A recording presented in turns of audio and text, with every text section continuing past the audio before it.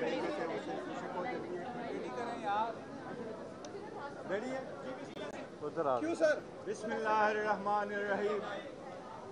आज supreme court में Peshawar high court के लार्जर बेंच और इलेक्शन कमीशन के 1 मार्च के ऑर्डर के खिलाफ सुन्नी इत्तेहाद कौंसिल की 2 पिटीशनें पेंडिंग थी और इसमें एक तीसरी पिटीशन हमारी प्रेसिडेंट वामिन पाकिस्तान कवल शाहजेब साहिबा की भी पिटीशन पेंडिंग थी।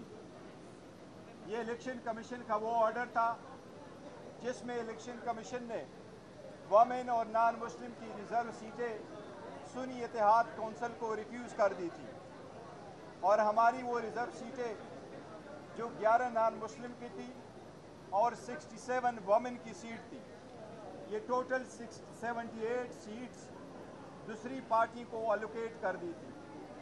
इलेक्शन कमीशन के उस ऑर्डर को 1 मार्च के ऑर्डर को 13 मार्च और 14 मार्च को पेशावर हाई कोर्ट के लार्जर बेंच ने अपहोल्ड कर दिया था। इस एंटायर प्रोसेस में हम हमेशा यही कहते रहे कि हमारे साथ गैर आईनी और गैर कानूनी सलूक हुआ है और इलेक्शन कमीशन का ऑर्डर गैर आईनी था और लॉ में सस्टेनेबल नहीं था। हम थ्रू आउट ये कहते रहे कि किसी भी पॉलिटिकल पार्टी को आईन के मुताबिक उसकी जीती हुई सीटों से ज़्यादा सीटें नहीं मिल सकती। हम यही कहते रहे कि ये 80 सीटें जो सुन्नी इत्तेहाद कौंसिल की थी, जो पीटीआई बे कैंडिडेट्स ने सुन्नी इत्तेहाद कौंसिल को ज्वाइन करके जिस पे सुन्नी इत्तेहाद कौंसिल का हक था, ये उनकी थी। लेकिन इलेक्शन कमीशन ने 4 मार्च को ये सारे सीटें दूसरी पार्टी को अलोकेट कर दी थी, वो नेशनल असम्बली में भी और तीनों प्रोविंशियल असम्बली में भी, सिंध, पंजाब और केपीके असम्बलीज़ में।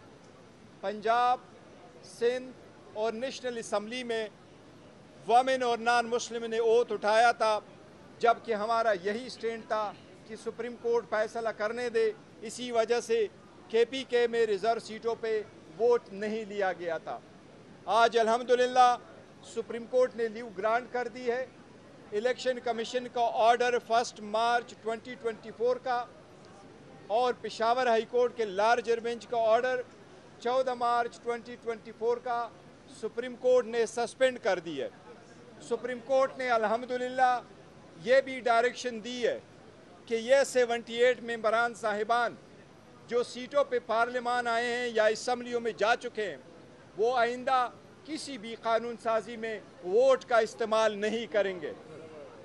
अल्हम्दुलिल्लाह ये हमारी मौक़िफ़ की तायीद है। हमने पहले मर्तबा पहले दिन जिस वक्त नेशनल असम्बली का इजलास हुआ तो वोट उठाने से पहले हमने ये पॉइंट आउट कर लिया था कि सबसे पहले ये पार्लियामान उन लोगों से कंप्लीट हो जिनका ये हक बनता है। फिर सदर के इलेक्शन के वक्त भी हमने कहा कि ये जो साहिबान आए हैं जिन्होंने ओथ उठाया है रिजर्व सीट पे, लेकिन ये इंट्रूडर्स है इन द पार्लियामेंट, ये इंट्रूडर्स है इन द प्रोविंशियल असम्बलीज, लिहाजा ये वोट नहीं दे सकते जब तक ये फैसला ना हुआ हो। लिहाजा आप सदारती इलेक्शन ना करवाए, इन लोगों को वोट का हिस्सा ना दे। आज सुप्रीम कोर्ट ने फाइनली अल्हम्दुलिल्लाह ये फैसला कर लिया कि जो ये 78 सीटों पे आए हुए मेंबरान हैं, चाहे वो प्रोविंशियल असम्बली में चाहे वो नेशनल असम्बली में, वो किसी वोट देने का किसी तरह हकदार नहीं है। अल्हम्दुलिल्लाह इसके साथ जो आप सुनते चले आ रहे दिखा रही थी, अल्हम्दुलिल्लाह उसका सदबाब हो गया। अब इंशाअल्लाह ताला हुकूमत नाकाम होगी और वो 2/3 मेजॉरिटी से महरूम है। और सुप्रीम कोर्ट से इस्तदा किए आ रहे थे कि इवन हमने जो पिटीशन फॉर्म 45 पे फाइल की है कि वो लोग जो इलेक्शन हार चुके थे कानून और आईन के मुताबिक, प्रिजाइडिंग अफसरान ने उनके जैसे वोट काउंट किए थे, रिटर्निंग अफसरान ने आईन और कानून के मुताबिक जो अपने टैली की थी उसके मुताबिक अगर आप जमा कर लेते तो पाकिस्तान तहरीक इंसाफ की नेशनल असम्बली में 180 सीटें हैं, इंशाल्लाह ये 180 सीटें हमें मिलेगी अगर सुप्रीम कोर्ट ने उस पिटीशन को उठाया, जिस तरीके से हमारे ये मौक़िफ़ एक्सेप्ट कर लिया। हमें अदलिया से एतमाद है, अदलिया पे एहतराम है। हम उनसे दरख्वास्त करते हैं कि बाकी भी केसेस ऐसे उठाए। आवाम की बुनियादी हकूक़ का तहफ़्फ़ुज़ करना सुप्रीम कोर्ट की ज़िम्मेदारी है। इसी तरीके से जो खान साहब के केसेस पेंडिंग है, जो हम सुप्रीम कोर्ट से मुसलसल इस्तदा किए आ रहे हैं कि इनको भी आप उठा ले और कानून और आइन के मुताबिक इस पे फैसले करें। हमें उम्मीद है इंशाअल्लाह ताला सुप्रीम कोर्ट अब इस पे इंशाअल्लाह ताला जल्द से जल्द फैसला करेगी। एक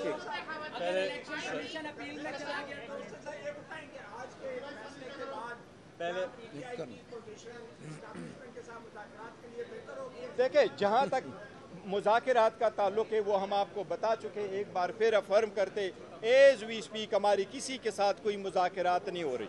और हमने कहा है कि अगर मुज़ाकरात हुई, किस पॉइंट पे हुई, कब हुई, किसके साथ हुई, वो हम आपको ज़रूर बताएंगे। इस फैसले का मुज़ाकरात से कोई ताल्लुक़ नहीं। ये आईनी नुक्ता था आर्टिकल 51 का और आर्टिकल 106 का, और वोट का एक बुनियादी हक जो हमें मिलना था उसका एक ज़रूरी था। अल्हम्दुलिल्लाह आज सुप्रीम कोर्ट ने कर दिया। इंशाअल्लाह ताला ये फाइनल भी फैसला होगा तो हमारे हक में होगा।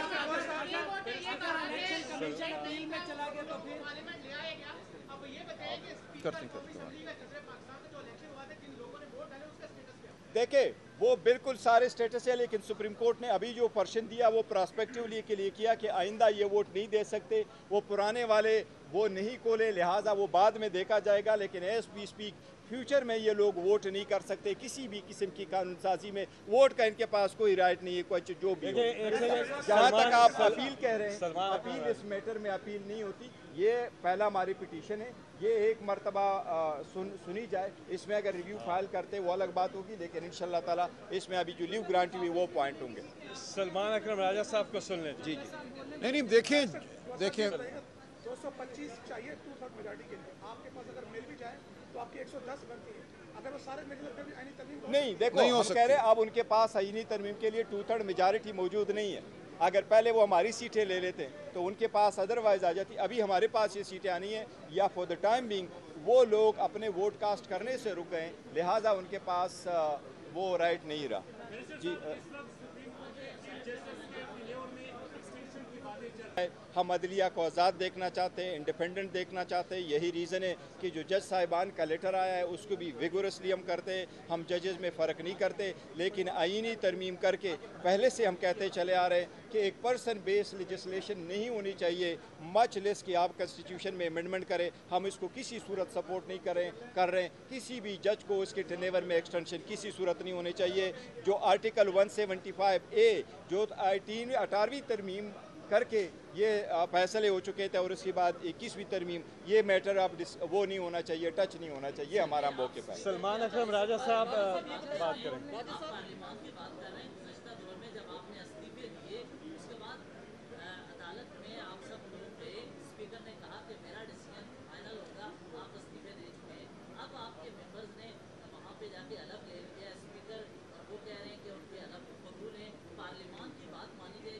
नहीं, देखे स्पीकर ओथ की बात नहीं है ना। उस वक्त जो हमने कहा था तो हम स्पीकर को एक राइट होता है, वो देख लेता है, डिसाइड करता है कि उसने अगर अपनी मर्ज़ी से रिज़ाइन किया तो वो इसको एक्सेप्ट करता है। ओथ उन्होंने लिया है, जो एमएनए साहिबान है वो ओथ लिया है, लेकिन जिस ऑर्डर के बिना पे उन्होंने लिया है वो इलेक्शन कमीशन का ऑर्डर 1 मार्च का है। इसलिए 1 मार्च का order to this extent suspend हुआ कि वो अब आइंदा पार्लियामान में वोट में हिस्सा नहीं देंगे। सलमान राजा साहब अगर कुछ कहना चाहते हैं। आज इतराज़ात आयद किए गए थे बैंक की भी कंपोजिशन के ऊपर। अब सुप्रीम कोर्ट जो है इस मामले को अगर लाते बैंक के लिए गई थी, उसके लिए आप कैसे देख रहे हैं? नहीं, बिल्कुल ये ज़रूरी है। जो प्रोसीजर एक्ट है 2023 का, उसमें आईनी नौयत के जो मामलात हैं वो कम से कम 5 मेंबर बेंच के पास जाने चाहिए, और ऐसा ही होगा। आज सिर्फ लीव ग्रांट हुई है और एक अबूरी हुक्म हुआ है। ये 3 मेंबर बेंच कर सकता था, लेकिन हतमी फैसला जो है इस मामले का वो 5 मेंबर या उससे बड़ा बेंच ही करेगा, जो 3 जून से हेयरिंग शुरू करेंगे। तो ये इंतहाई मैं समझता हूँ आज एक मुबारक दिन है। जो लोग ये समझते थे कि फ़रेब और धांधली की बुनियाद पर वो एक पार्लिमान कायम कर लेंगे और फिर उस पार्लिमान के ज़रिए वो आइन का हुलिया बिगाड़ेंगे, आज उनको शिकस्त हुई है। और हम समझते हैं कि बिलाखिर इस मुल्क में आइन और कानून की ही फतह होगी, अवाम की फतह होगी। अवाम ने जो मैंडेट हमें दिया है वो सामने आएगा और इस मुल्क में कानून साजी अवाम के मैंडेट से होगी। ऐसा नहीं होगा कि एक मकसद हासिल करने के लिए, धांधली को दवाम बख्शने के लिए आप कानून साजी करें, आप आइन साजी करें। ये ना अवाम होने देंगे और ना पाकिस्तान की अदलिया होने देगी। हमें आज नज़र आ रहा है कि पाकिस्तान की अदलिया आइन पाकिस्तान के साथ खड़ी है। हमें नज़र आ रहा है कि पाकिस्तान के अवाम आइन पाकिस्तान के साथ खड़े हैं, जमहूरियत के साथ खड़े हैं। और आज हम पैगाम देना चाहते हैं उन तमाम कुव्वतों को जो ये समझते हैं कि वो फ़रेब और धोखे से पाकिस्तान के अवाम को हरा सकते हैं, पाकिस्तान के आइन को हरा सकते हैं। ऐसा हम हरगिज़ नहीं होने देंगे। हम अदालत में भी अपनी जद्दोजहद जारी रखेंगे और सियासी सतह पे भी अपनी जद्दोजहद जारी रखेंगे। और मैं आपको खुशखबरी सुनाता हूँ आज कि फ़तह अवाम की होगी, फ़तह आइन की होगी, फ़तह सच्चाई की होगी। और आज एक अच्छी बात यह है कि प्रोपोर्शन ऑफ रिप्रेजेंटेशन और जो अवाम ने जिस पार्टी को या जिस कैंडिडेट को वोट दिया है उसकी सैंक्टिटी पे बात हुई अंदर, और उससे जो जमहूरियत की स्पिरिट पे बात हुई है, कॉन्स्टिट्यूशन की स्पिरिट पे बात हुई है। सो मैं समझती हूँ कि तीनों जो हमारे मोतबर जजेस थे उन्होंने सुप्रीम कोर्ट का जो एक रोल है कि कॉन्स्टिट्यूशन की हिफाजत का, उसको बखूबी जो है वो आज उन्होंने निभाया है एज ए पटिशनर। और जो हमारी तमाम स्टेक होल्डर्स बैठी हैं उनके लिए मैं समझती हूँ मुबारक का दिन है, क्योंकि जो हम दिल से दुखे हुए थे कि शायद हमारी सुनवाई नहीं होगी या पाकिस्तान की अदलिया या अदालतें अवाम को जो एक सही उसका वोटर का जो एक हक है जो उससे छीना गया है या दिन दिहाड़े जो डाके डाले गए हैं उसकी प्रोटेक्शन नहीं कर सकेगी, वो अब हम आज दूर हुआ है। और मैं समझती हूँ कि बहुत इनकरेजिंग है अदालत को फ्री एंड फेयर तरीके से जब ट्रायल रन करते देखा और इलेक्शन कमीशन से जो ना कि आपके सामने कौन सी पॉलिटिकल पार्टी है, आपने ये देखना है कि आप यहाँ पर आप एक कॉन्स्टिट्यूशनल बॉडी हैं और आपका काम है कि लोगों के जो फंडामेंटल वोट का राइट है उसको आपने प्रोटेक्ट करना है। तो उससे हमें बहुत तस्कीन हुई है, खुशी हुई है। और ये जो अबूरी फैसला आया है ये खुशाइंद है। ये जमहूरियत जिसको हम समझ रहे हैं कि बहुत ही बुरे हालात में और जो कॉन्स्टिट्यूशन हमें मुअत्तल होता नज़र आ रहा था उसमें वापस इसने जान डाल दी है।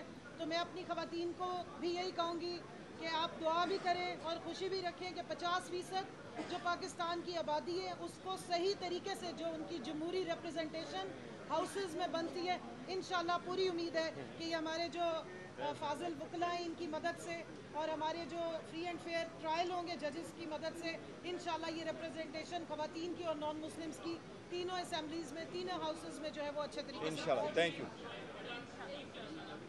Very good.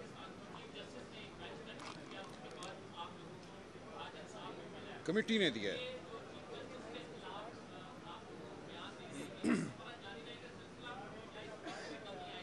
देखो चीफ जस्टिस के खिलाफ बयान नहीं दिया गया है। देखो आपकी अगर जजमेंट आते हैं और आप डिसएग्री कर सकते हैं और आप उसको क्रिटिसाइज़ कर सकते हैं। हमने किसी जज को ज़ाती तौर पे कोई तनकीद का निशाना नहीं बनाया, किसी भी जज को भी।